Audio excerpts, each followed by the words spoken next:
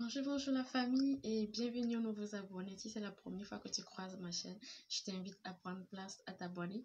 Ensuite, à cliquer sur la cloche de notification. Chose promise, chose due. Dans cette vidéo, je vais vous parler de mon expérience sur l'abstinence sexuelle et pourquoi j'ai choisi l'abstinence sexuelle. Je vais vous en parler dans cette vidéo. Pour ceux qui ne me connaissent pas, je réponds au nom de mademoiselle Ayabam. Je suis la responsable de BRI. BRI, c'est le bureau de révision en immigration. Et dans cette vidéo, je vais vous parler de l'abstinence, non pas des procédures d'immigration. Non, cette fois-ci, je vais vous parler de l'abstinence et mes raisons. Ok, donc allons-y. Avant tout, j'aimerais notifier qu'il y a deux types d'abstinence, l'abstinence involontaire et volontaire. Et ici, nous allons parler de l'abstinence volontaire. Tu veux pratiquer l'abstinence sexuelle pour un but précis. Donc, c'est de ça que nous allons parler dans cette vidéo. Pour mon expérience personnelle, j'aurais préféré, oui, je ne peux que le conjuguer ainsi. J'aurais préféré faire les choses dans les normes. Ainsi, il y aurait plusieurs choses que je pourrais éviter. Pourquoi je le dis ainsi? Moi, personnellement, quand je vais à l'église, quand je vais déposer mon enfant à l'école, quand je sors un peu avec mon enfant et que je vois d'autres parents avec leur enfant, vraiment, j'ai un pincement au cœur. Parce que je me dis, si j'avais fait les choses dans les normes, je ne serais pas ici à jouer le rôle du papa, le rôle de la maman avec mon enfant. Parce que c'est important. Vous savez, c'est ce qu'on montre à nos enfants qu'ils reproduisent plus tard.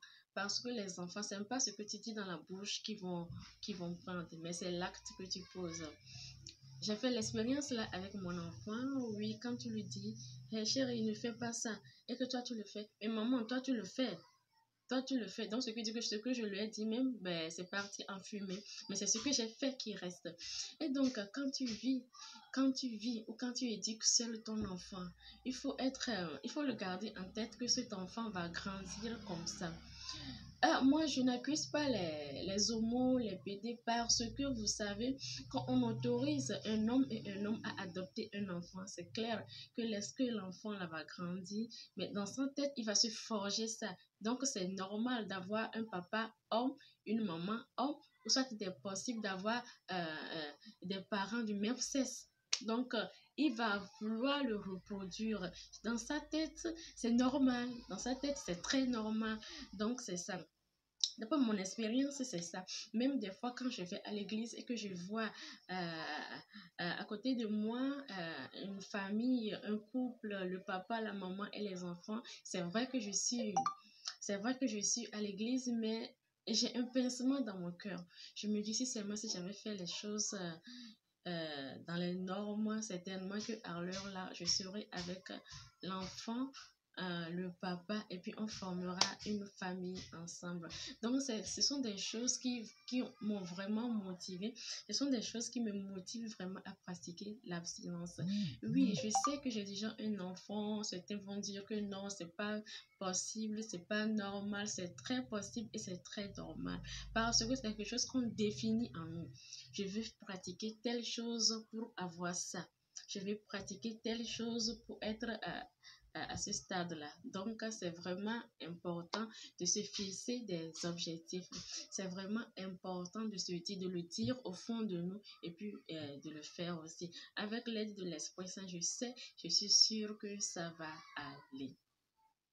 Mon expérience, en fait, c'est ça, parce que je ne supporte pas d'élever mon enfant seul, je ne supporte pas de le voir se forger des trucs comme ça dans sa tête, soit disant que c'est normal d'être élevé par une maman, c'est normal de faire tel, non. Parce que j'ai comme l'impression que c'est moi qui va lui apprendre les choses là qui ne sont pas normales, entre griffes, c'est moi qui lui apprends ça. Or, ce sont des choses qui ne sont pas normales. Et si seulement si j'avais fait les choses dans les normes, si j'avais pu maîtriser mon corps, si j'avais pu attendre le bon moment, je suis sûre que je ne serais pas en train de vivre ces choses-là qui me rongent le cœur. Et donc, j'ai pris mon temps de demander à mon Dieu de m'aider afin que je puisse pratiquer pratiquer l'abstinence là jusqu'à ce que je ne fonde une famille selon les normes. Donc, dans ma tête, c'est ça.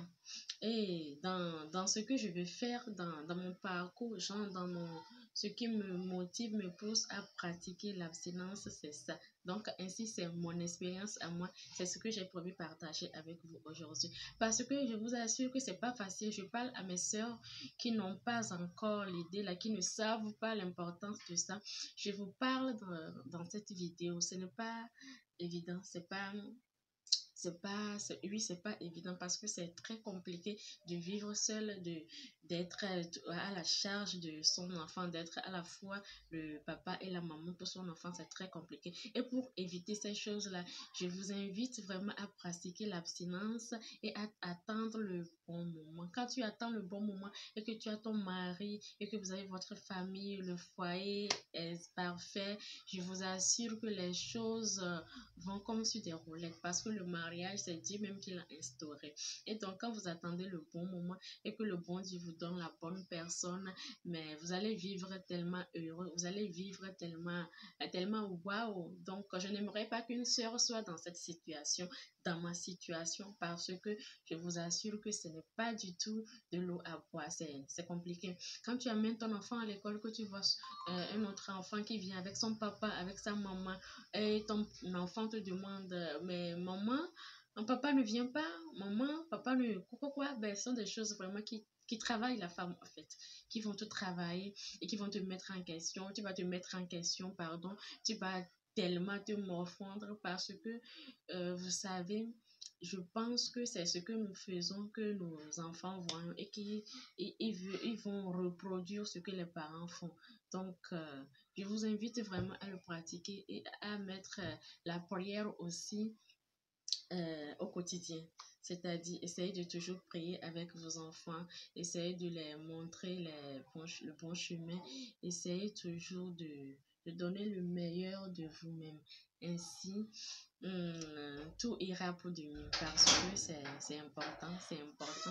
Je crois que c'est tout ce que j'ai prévu pour vous aujourd'hui et j'espère que vous avez apprécié ma vidéo.